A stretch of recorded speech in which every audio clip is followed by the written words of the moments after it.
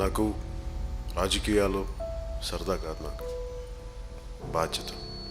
నేను ఇంటర్మీడియట్తో ఆపేసాను అంటాను, కానీ జ్ఞానాన్ని సంపాదించడం ఎప్పుడు ఆపలేదు. ఒక పొలిటికల్ పార్టీకి జ్ఞానం చాలా అవసరం. నువ్వు ఎందుకున్నావు ఈ పోరాటంలో, ఎందుకు ఈ పని చేస్తున్నావు?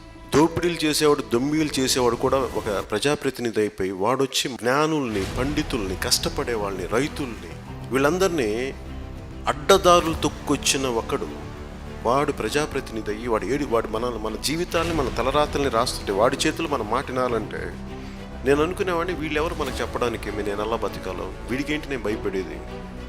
నా లోపల నుంచి వచ్చిన ప్రశ్న చిన్నప్పటి నుంచి.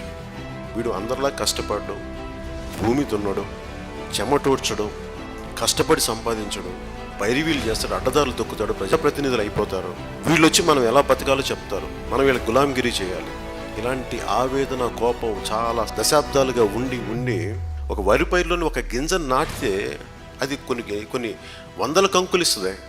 ఒక మనిషి ఏమి ఇవ్వడు, ఎంతసేపు తీసేసుకోవడం, చెట్ల నుంచి కాయలు తీసుకుంటాడు, పంట నుంచి ఇవి తీసుకుంటాడు, ఏమి ఇవ్వడు. నేను అలాంటి వ్యక్తుల్లో సమూహంలో నేను ఒకరిని కాదలుచుకోలేదు. నేను ఇస్తాను. ఎంత తింటాం, ఎన్నిళ్లలో ఉంటాం, ఎన్ని కార్లలో తిరుగుతాం. నేను 1000 కోట్లు సంపాదించే సత్తా లేక కాదు, నేను ఆ దారి ఎంచుకోలేదు, అంతే. నాకు వద్దనుకున్నాను. మనుషుల కష్టాలని, వాళ్ళ కష్టాలను గుర్తించి వాళ్ళ పక్కన నిలబడటం తెలుసు. వాళ్ళంత పేరుండి కుండీలు చించుకునే అభిమాన బలం ఉండి కూడా నేను ఎప్పుడు దాన్ని వాడలేదు. నా మీద ఉన్న అభిమానాన్ని నేను వాడితే పవన్ కళ్యాణ్ గుర్తింపు కోసం నేను వాడుకోను, పవన్ కళ్యాణ్ పదవి కోసం వాడుకోను, దేశ నిర్మాణం కోసం వాడతాను. దానికి 2014 తర్వాత ముందు రాష్ట్రం బాగుండాలి, నేను బాగుండాలని కోరుకోవాలి. మా వాళ్ళు బాగుండక రాష్ట్రం, ప్రజలందరూ బాగుండాలి. సర్వే జనో సుఖినో భవంతు. మనం ఏమంటాం, భారతదేశం తాలూకు మూల లక్షణమే సర్వే జనో సుఖినో భవంతు. అందరూ బాగుండాలని కోరుకుంటాం. కొద్దిమంది హిందువులే బాగుండాలి, కొద్దిమంది క్రిస్టియన్సే బాగుండాలి, ఇంకొంతమంది అట్లా కాదు, అందరూ బాగుండాలి. అన్ని మతాలు, అన్ని కులాలు, సకల సమస్త ప్రాణకోటి అందరూ బాగుండాలి. అంత ధర్మంతో నిండిపోయిన నేల. ఇలాంటి నేల నుంచి మనం సారాంశం తీసుకొని ఒకడు బలంగా నిలబడాలంటే ఒక డాక్టరు ఇన్ని సంవత్సరాలు చదివి, ఒక ఐపీఎస్ చదవాలంటే ఇంతమంది చదివి, ఇన్ని సంవత్సరాలు చదివి ఇన్ని ఎగ్జామ్లు రాస్తే, వీళ్ళందరికీ ఇంత చదువు ఉన్నప్పుడు వీళ్ళు వెళ్ళి ఒక అడ్డదారులు తొక్కొచ్చిన ఒక ప్రజాప్రతినిధి మాటినే దయనీయమైన స్థితికి భారతదేశపు రాజకీయ వ్యవస్థ వెళ్ళిపోవడం నిజంగా బాధ కలిగించింది. నేను అందరిలాగే కూర్చొని బాధపడతానా, లేదా కోపంతో మెట్టుకులు ఇరుస్తానా, లేదంటే డ్రాయింగ్ రూమ్లో కూర్చొని ఇలా మాట్లాడేసి ఊరుకుంటాను, లేదంటే సినిమాలో నా డైలాగ్ చెప్పి ఊరుకుంటానంటే నాకేమనిపించింది, నేను ఎప్పుడు సినిమా హీరోగా నేను ఎప్పుడు నన్ను నేను చూసుకోవాలి. ఈ దేశంలో ఒక సగటు మనిషి అన్యాయం తిరగబడే వ్యక్తిగా నన్ను నేను చూసుకోను. అందుకే నేను బయటకు వచ్చి నేను చేయగలిగి నేను చేస్తాను.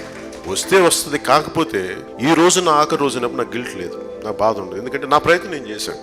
ముందు నేను నడిచి చూపిస్తాను. కష్టాల్లో ఓడిపోతే ఒక వ్యక్తి ఎలా ఉంటాడు, గెలిస్తే ఎలా ఉంటాడు, నలిగిపోతే ఎలా ఉంటాడు, దెబ్బతింటే ఎలా ఉంటాడు, అన్నీ చూడాలి.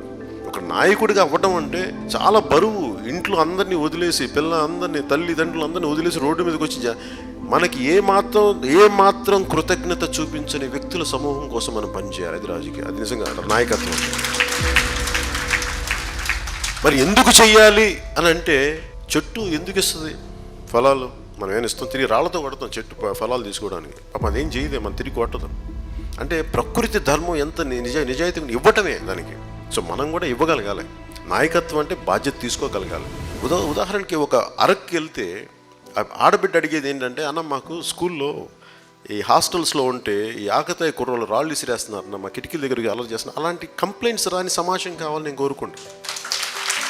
ముఖ్యంగా రాయలసీమ, ఆంధ్రప్రదేశ్ అన్నిటి గురించి కూర్చొని మనందరం భయపెడుతున్నారు కదా. ఈరోజు కార్యకర్తల మీద దాడులు, కేసులు పెడుతున్నారంటే, మీరు భయపడితే భయపడండి, మీరు లొంగిపోయి బానిసలుగా ఉండాలంటే బానిసలుగా ఉండండి. నేనైతే బానిసగా ఉన్నాను. నేను బాంఛన్ ద్వారా కాల్ముక్త అనే వ్యక్తిని కాదు. కాళ్ళు పెట్టి కొడుతుంటే కాళ్ళు తీసి కిందకేసి నేలకేసి కొట్టే వ్యక్తిని మర్చిపోక.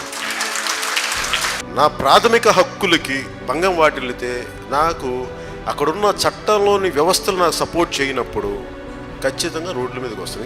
ఇది నేను బతికిన సిద్ధాంతం. అందరూ ప్రాథమిక హక్కుల గురించి మాట్లాడతాం, ఇది నా హక్కు అంటాం. కరెక్ట్, నీ హక్కే, నీ బాధ్యత కూడా ఉంది. మంచి ప్రాథమిక బాధ్యతలు కూడా ఉన్నాయి సమాజంలో. మీకు చెప్తున్నాను, ఈ రోజున చాలామంది మంత్రులు ఉన్నారు రాష్ట్ర మంత్రివర్గంలో. ఒక్కొక్కరు చరిత్ర నాకు తెలుసు, మనతో పాటు ప్రయాణించిన వాళ్ళు చాలామంది. వాళ్ళు ఎలా వచ్చారో మీకు చెప్తే ఆశ్చర్యపోతారు. వాళ్ళందరూ పుట్టగానే మొత్తం ఏంటి కర్రులా కవచకుండలతో పుట్టారనుకుంటారా ఏంటి మీరు అంతా? వాళ్ళందరూ కూర్చోబెట్టుకుని క్యాబినెట్ ర్యాంకులతో పుట్టలేదు, వాళ్ళు చాలా మామూలుగా వచ్చేవాళ్ళు. చిరంజీవి గారిని కలవడానికి ఎవరెవరెవరిని పట్టుకొని వచ్చి నా దగ్గర ఈ రోజు వచ్చి నన్ను తిడతా ఉంటాను. చాలామంది తింటా ఉంటాను, చూస్తుంటాం. ఎందుకు నేను రోడ్ల మీదకి వచ్చానంటే, నిరాశ నిస్పృహల్లో ఉన్న ఒక రైతుకి భరోసా ఇవ్వడానికి వచ్చాం. మన దగ్గర 100 కోట్లు 1000 కోట్లు జేబుల్లో ఉండవు, మనం చేసుకోవడానికి ఏం లేదు. కాకపోతే మేము ఉన్నామని చెప్పడంలో ఆ మనోధైర్యం బతికించేస్తే ముందుకెళ్ళడానికి.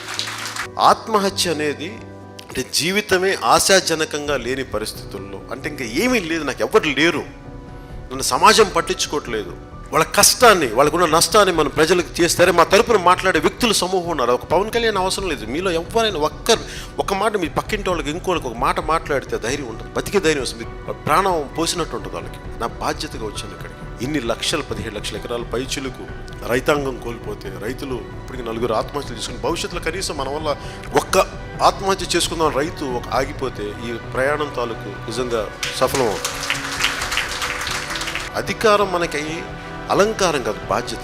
ఆ బాధ్యత అంటే ఈ రోజున 151 సీట్లు వచ్చి అంత అద్భుతమైన మెజారిటీ వచ్చినప్పుడు ఇంతమంది రైతాంగం ఎందుకు కష్టపడాలి, ఇంతమంది ఎందుకు బాధపడాలంటే మీరు అధికారాన్ని మీరు ఒక అలంకారంగా తీసుకున్నారు, ఒక అజమాయిషీ చేయడానికి తీసుకున్నారు, కానీ దాన్ని బాధ్యతగా తీసుకుంటే ఇలా ఉంటుంది. మీరు ఇన్ని రోజుల చట్టసభల్లో అన్నం లేనిదే జీవం లేదు. అలాంటి రైతు కోసం కేవలం ఒక్క రోజే మొత్తం ఈ అసెంబ్లీ సెషన్ పెట్టింది. లాల్ బహదూర్ శాస్త్రి గారి స్ఫూర్తితోటి జై కిసాన్ ప్రోగ్రామ్ ఎందుకు పెట్టానంటే, కౌలు రైతు కోసం, రైతు దున్నే భూమి కోసం, రైతుకి లాభసాటి ధర రావాలి, రైతు ఆనందంగా ఉండాలి.